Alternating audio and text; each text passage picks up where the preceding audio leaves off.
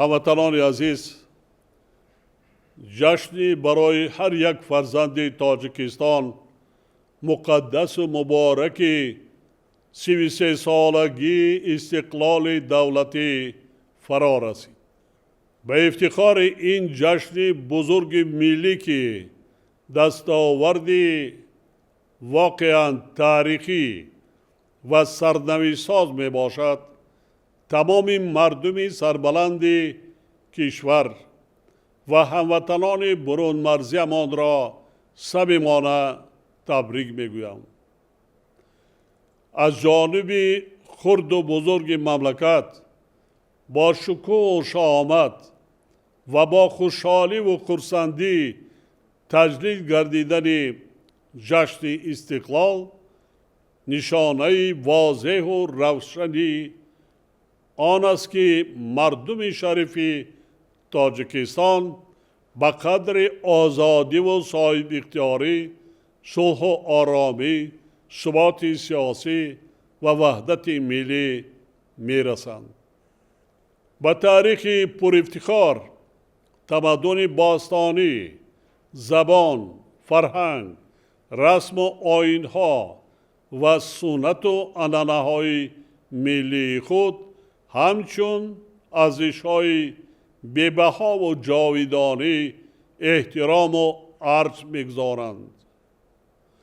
با کمال افتخار و سرفرازی ابراز می‌دارم که رسیدن به استقلال سیاسی و تأسیس دادن دولت صاحب اختیار بزرگترین، مقدسترین و مهمترین پدیده تاریخ معاصر خلق تاجیک می باشد.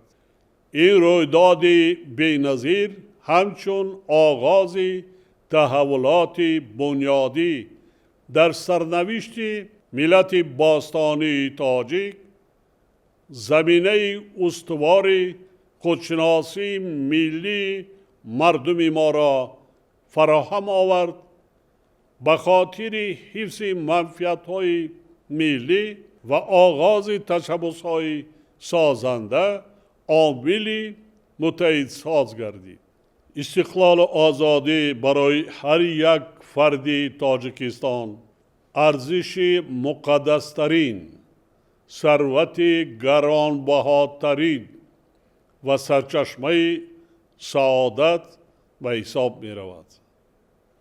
امروز به شرافت استقلال دولت تاجیکستان از جانب جامعه جهانی اعتراف گردیده کشور عزیز ما به عضویت کل سازمان‌های با نفوذ دنیا پذیرفته شده است.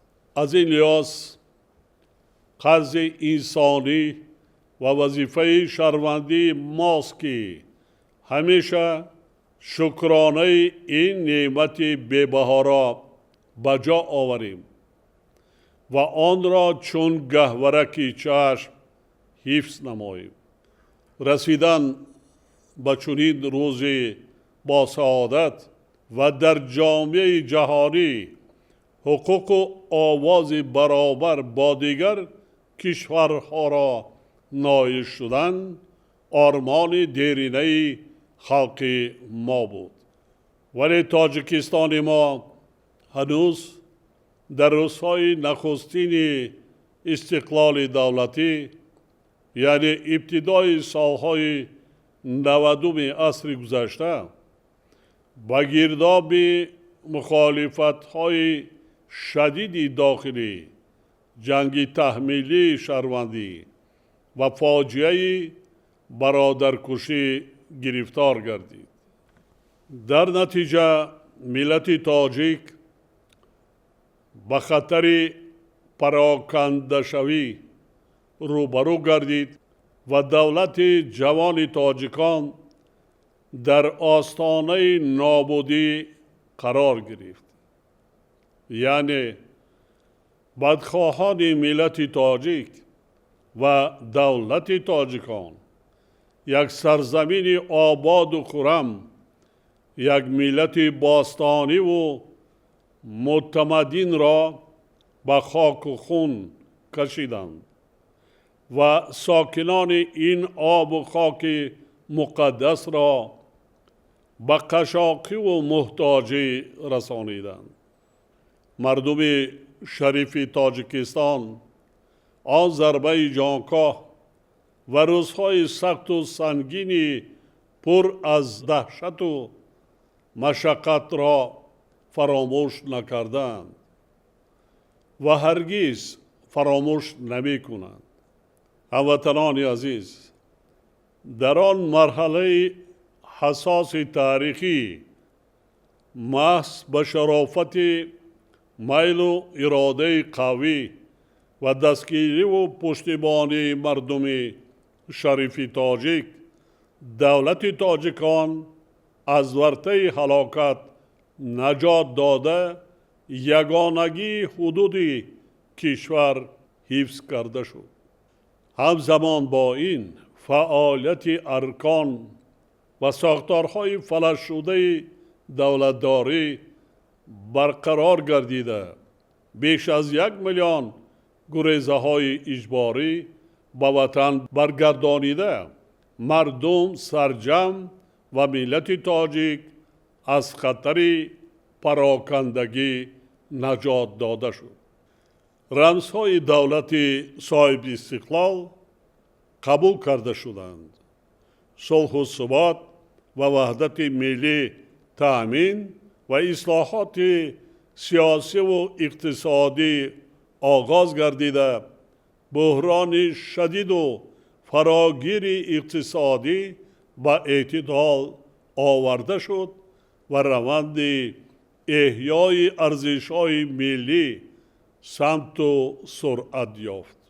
با عملی گردیدن اقدامات ذکر شده برای زحمت آبادگرانه مردم شریف تاجیکستان و در نوبت اول جهت برقرارسازی بعد جنگی، یعنی برطرف نمودن عاقبت‌های جنگ تحمیلی شهروندی، زمینه‌های ضروری گذاشته شدند.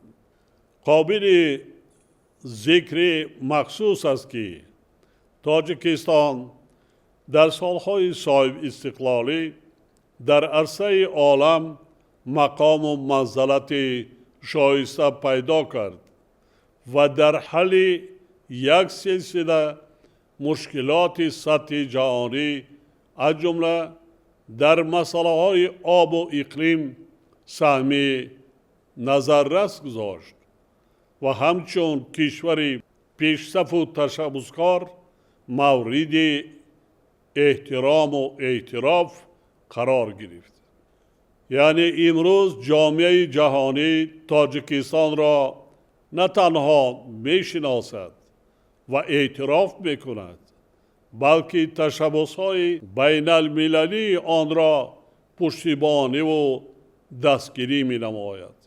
در سالهای صاحب استقلالی ساحه‌های علم و معارف، تندرستی، حفظ اجتماعی اهالی و رشد فرهنگ ملی در مرکز دقت حکومت مملکت قرار داشتند و به دستاوردهای نظررس نائل گردیدند. طی دوران صاحب استقلالی تمام امکانیت و ذخیره ها برای تأمین نمودن رشد استوار اجتماعی و اقتصادی و بلند برداشتن سطح و صفت زندگی مردم کشور سفربر کرده شدند. در نتیجه سطح کمبزاعتی از 83% سال 1999 تا به 21.2% در سال 2023 کاهش داده شد. با مقصد ادامه دادن این روند در پیام امساله پرزیدنت و حکومت مملکت سپارش داده شد که در 7 سال بعد سطح کمبزاعتی تا به 10% پس کرده شود. در دوران استقلال دولتی ما تمام سعی و تلاش خود را در دایره 4 هدف استراتژی ملی تامین نمودن استقلال انرژتیکی کشور، از بنبست کمونیکاسیونی رهایی بخشیدن آن، حفظ امنیت آزقواری و صنعتی کنانی با سرعت مملکت متحد ساختیم. در این دوره با زحمت صادقانه مردممان بیش از 2200 کیلومتر راه، 10 کیلومتر نقل و صدها پل جوابگو با معیارهای جهانی بنیاد کرده به یکی از هدفهای استراتژی خود نائل گردیدیم. یعنی تاجیکستان 3 پارچه را به یک قلمرو واحد تبدیل دادیم و کشور محبوبمان را از بنبست کمونیکاسیونی رهایی بخشیده آن را به مملکت ترانزیتی مبادل ساختیم. تنها از فیض و برکت استقلال ما امکان پیدا کردیم که بنیاد نیروگاه برقی آبی راغون را آغاز نموده ساختمان این انشاءات عظیم را وسعت بخشیم و اگریگات های اولین آن را به کار اندازیم. همزمان با این نیروگاه های سنگتوده 1، سنگتوده 2 و 10 نیروگاه های میانه و خرد بنیاد کرده 75% شبکه های انرژتیکی مملکت را تجدید و بنیاد کردیم. تجدید و ازسازی پوره نیروگاه سربند را به انجام رسانیدیم و نظام یگانه انرژتیکی کشور را به وجود آوردیم. امروزها بنیاد نیروگاه راغون و کارهای تجدید و برقرارسازی نیروگاه‌های نارک و قیراقم با سرعت ادامه دارند. هموطنان عزیز، سالهای آخر مردم سیاره بر اثر تغییریابی با سرعت اقلیم و عاقبت‌های ناگوار آن، کم‌آبی و خشکسالی پیاپی، آفت‌های طبیعی و پهن‌شوی بیماری‌های سرایتی با مشکلات بسیار جدی روبرو گردیدند. علاوه به مشکلات اکولوژی، خصوصاً 4-5 سال آخر اوضاع جهان تا رفت مرکب و پیچیده گردیده، یراقناک با شتاب، جنگ سرد، تهدید و خطرهای زمان معاصر از جمله تروریسم و اکستریمیسم، جنایت‌های کیبری و دیگر جنایتکاری‌های متشکل فراملی روز به روز وسعت پیدا کرده ایستادند. یادآور می‌شوم که تأثیر منفی تهدید و خطرهای معاصر و مشکلات ذکر شده به تاجیکستان عزیز ما نیز رسیده ایستاده است. در چنین دوره نارام ما باید برای حفظ استقلال و آزادی و دستاوردهای آن همیشه هوشیار و آماده باشیم و در غفلت نمانیم. تأمین نمودن امنیت و ثبات و آرامی در مملکت نه تنها یکی از افضلیت‌های سیاست حکومت می باشد، بلکه وظیفه اولین درجه هر یک شهروند با ننگ و ناموس کشور به حساب می رود. زیرا عملی گردیدن آرمان و آرزوی هر یک شخص تنها در صورت پابرجا بودن صلح و ثبات جامعه و دولت و وحدت ملی امکان داشته میتواند.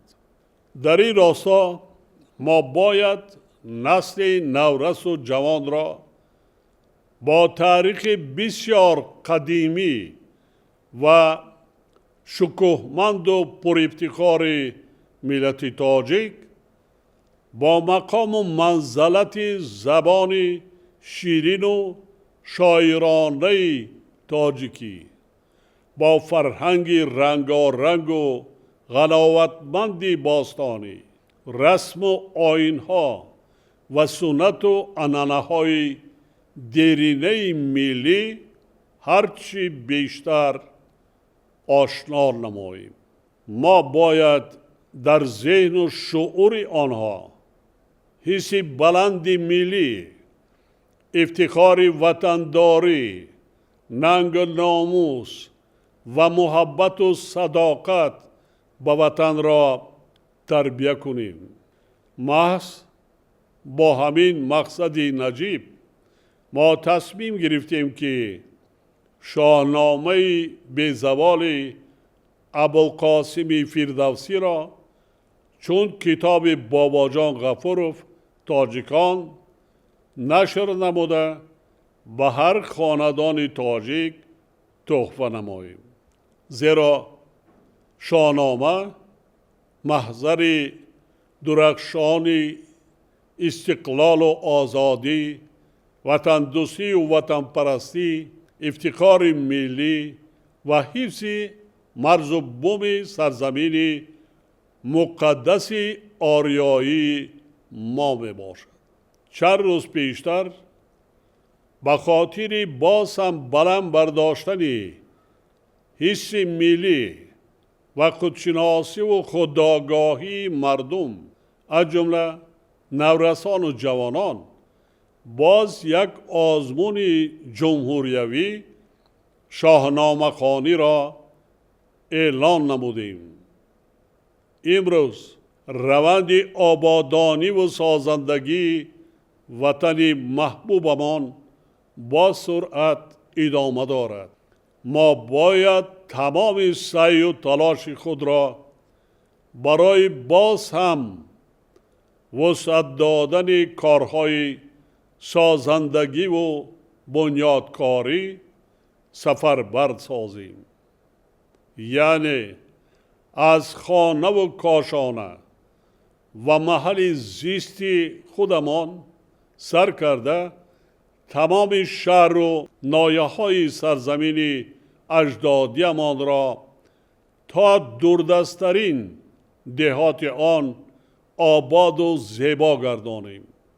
اعتماد کامل دارم که با کار و فعالیت وطن دوستانه و صادقانه تمام افراد باننگ و ناموس وطن ما در سالهای نزدیکترین همه مشکلات موجوده را برطرف کرده جشن با شکوه 35 سالگی استقلال دولتی را با دستاوردهای باز هم بزرگ استقبال می‌گیریم.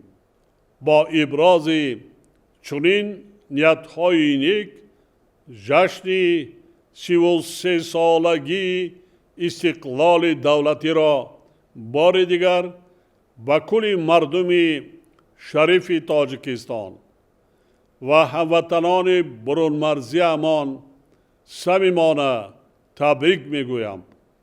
به همه آنها خانه آباد، سعادت روزگار، صلح و آرامی که اساس خوشبختی خلقمان و آبادی و سرسبزی وطن محبوبمان می باشد، اینچنین کامیابی و براری کار آرزو می نمایم. بگذار صلح و آرامی، ثبات سیاسی و وحدت ملی در تاجیکستان عزیز ما همیشه پایدار و عمر استقلال ما جاویدان باشد. همیشه سلامت و سرفراز و بختیار و کامگار باشید هموطنان عزیز. جشن 33 سالگی استقلال دولتی به هر خاندان کشور و هموطنان برون مرزی امان مبارک باد.